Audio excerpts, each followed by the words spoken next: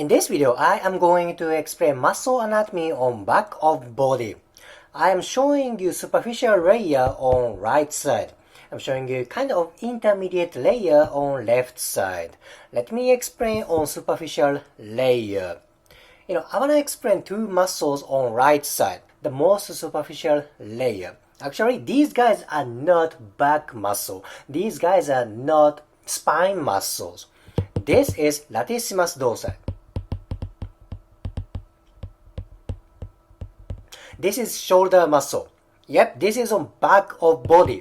See that? Then it crosses shoulder joint. It's hard to see. Imagine this is latissimus dorsi. It attaches to humerus. Thus, this is shoulder joint. It's very rare muscle. Next one is this one.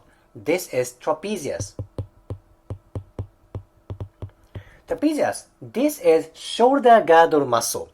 Shoulder girdle muscle attaches to scapula, thoracic spines, and rib cage. This is not shoulder muscle like latissimus dorsi. However, this is not spine muscle. This is not back muscle. Even though it is on back of body, this is shoulder girdle muscle. See, these two guys are for upper extremity muscles. They move upper extremity. Thus, imagine when your backside of body gets tight, maybe your scapula doesn't move because of tightness of trapezius. Maybe your shoulder joint does not move, maybe because of tightness of latissimus dorsi. See, these guys are on back of body. Then, they are important for upper extremity movement. Very important.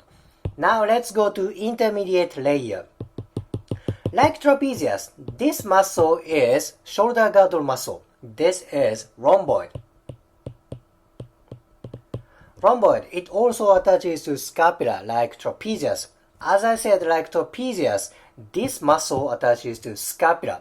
So when your back part of body gets tight, upper extremity movement may decrease because there are shoulder girdle muscles on back of body. Very important. Now let's go to back muscle. And this is not that famous like erector spinae.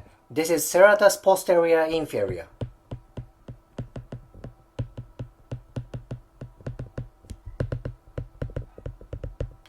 There's famous muscle about serratus. That is serratus anterior.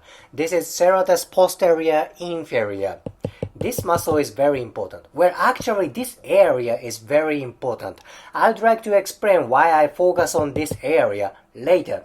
Okay? Anyhow, this is serratus posterior inferior. One layer deeper, there's famous muscle group, famous back muscle group. This is erector spinae. This is very famous back muscle, correct? They move spine. They are so important for back extension movement. Mainly I explained three muscles on intermediate layer. Rhomboid, serratus posterior inferior, and erector spinae. Let's go to next picture. On left side, you are still on intermediate layer. On right side, it's deep layer. Let me explain this muscle. This is not rhomboid. Rhomboid is now removed. This is serratus posterior superior.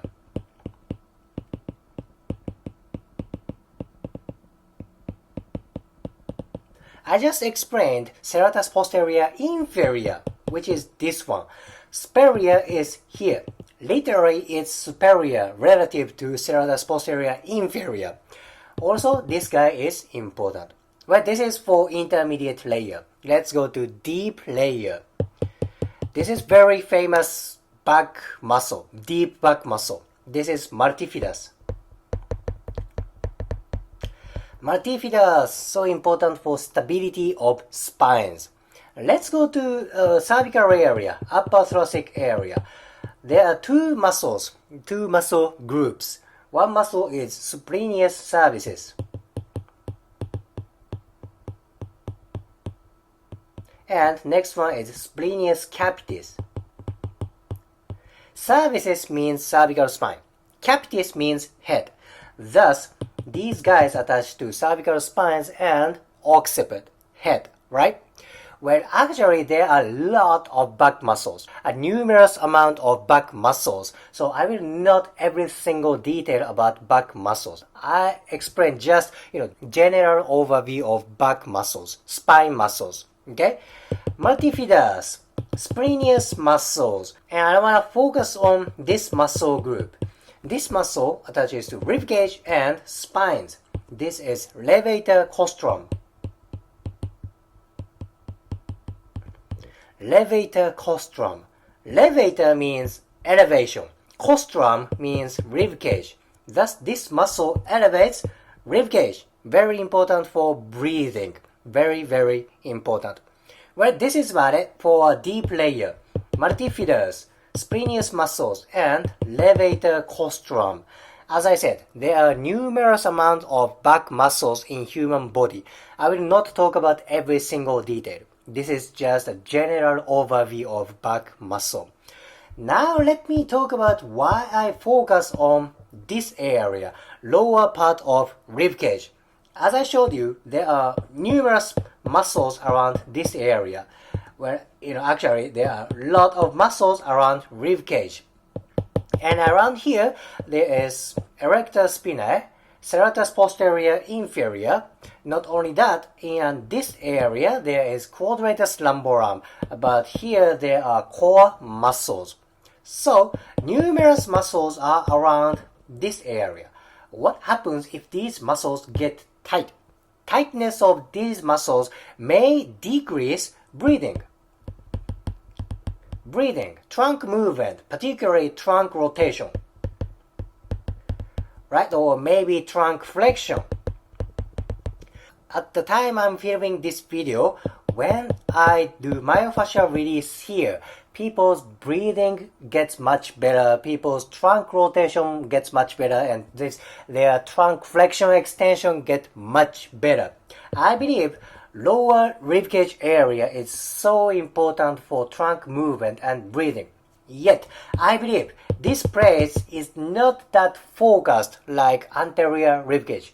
People focus on anterior ribcage a lot, like for core training, ab training, breathing training, right? That is true. It is also important place. And as equally, posterior ribcage is so important because of muscle attachments. I hope today's anatomy helps for your career, like training, exercise, and manual therapy. If you liked today's video, please hit the like button, comment, and subscribe. See you next video.